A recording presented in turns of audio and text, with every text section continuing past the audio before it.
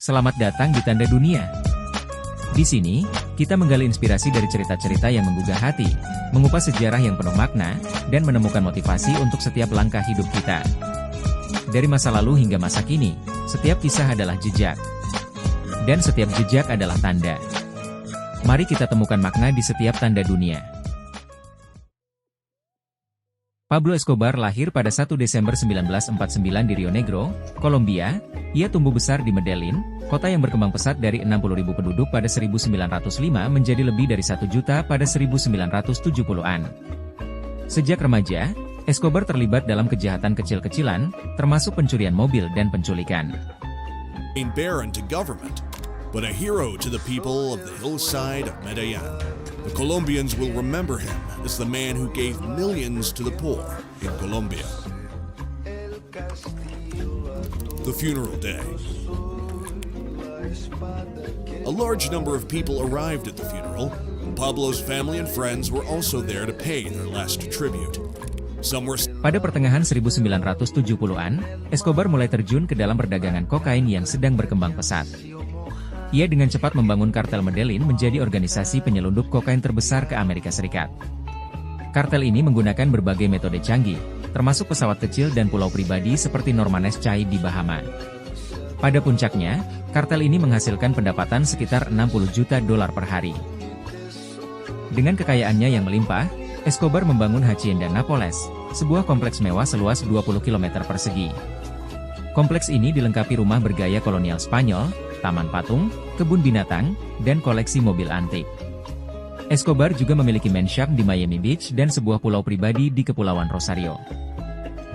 Escobar berusaha membangun citra, The Robin Hood, dengan membagikan uang kepada masyarakat miskin dan membangun infrastruktur di Medellin. Ia bahkan terpilih sebagai anggota Dewan Perwakilan Kolombia pada 1982. Namun, di balik citra tersebut, Escobar menggunakan kekerasan dan teror untuk melawan pemerintah dan saingannya. Kampanye kekerasan Escobar menyebabkan ribuan kematian di Kolombia. Pada 1991, Medellin menjadi kota paling berbahaya di dunia dengan 7.237 pembunuhan, atau rata-rata 18 pembunuhan per hari. Secara keseluruhan, Kolombia mencatat lebih dari 25.000 kematian akibat kekerasan pada 1991. Drug lord Pablo Escobar was killed today, 16 months after his escape from prison. Soon after the news spread in the nation, there was turmoil in the country. A flashpoint was so great that it awakened people from every corner of the country. The news of his... Pada tahun yang sama, Escobar menyerahkan diri dengan syarat diizinkan membangun penjaranya sendiri. La Catedral, lebih mirip hotel mewah daripada penjara, dilengkapi lapangan sepak bola, jacuzzi, dan bar pribadi.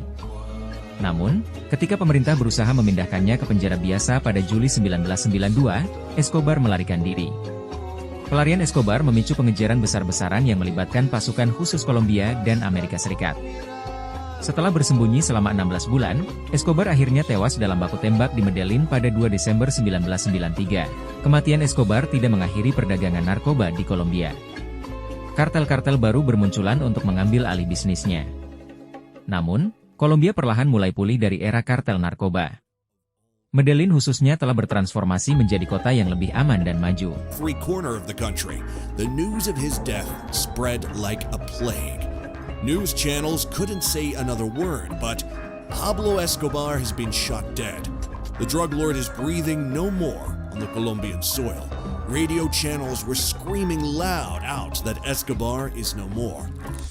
Warisan Escobar tetap kontroversial. Beberapa menganggapnya pahlawan rakyat yang membantu orang miskin, sementara yang lain melihatnya sebagai pembunuh massal yang kejam. Terlepas dari pandangan tersebut, dampak Escobar terhadap Kolombia dan perdagangan narkoba global tidak dapat disangkal. Kisah Pablo Escobar menggambarkan kompleksitas hubungan antara kemiskinan, kejahatan terorganisir, dan korupsi politik. Ia muncul dari kemiskinan perkotaan Medellin untuk menjadi salah satu orang terkaya di dunia melalui perdagangan narkoba. Namun, kekayaan dan kekuasaannya datang dengan harga yang sangat mahal bagi masyarakat Kolombia. Saat ini, Kolombia terus berjuang dengan warisan era kartel narkoba. Meskipun keadaan telah membaik sejak era Escobar, perdagangan narkoba dan kekerasan terkait masih menjadi masalah yang signifikan. Namun, transformasi Medellin dari ibu kota pembunuhan dunia menjadi kota yang inovatif dan relatif aman memberikan harapan bagi masa depan.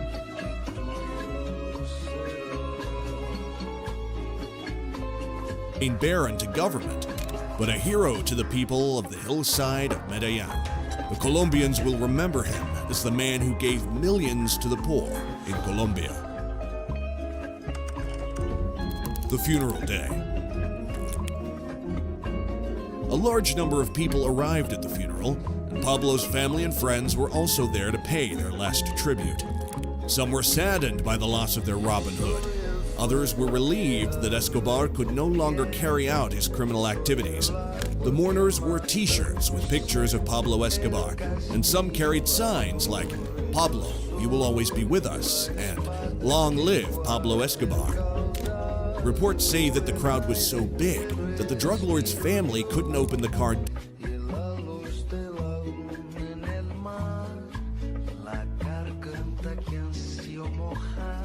Que temo ahogar, tirar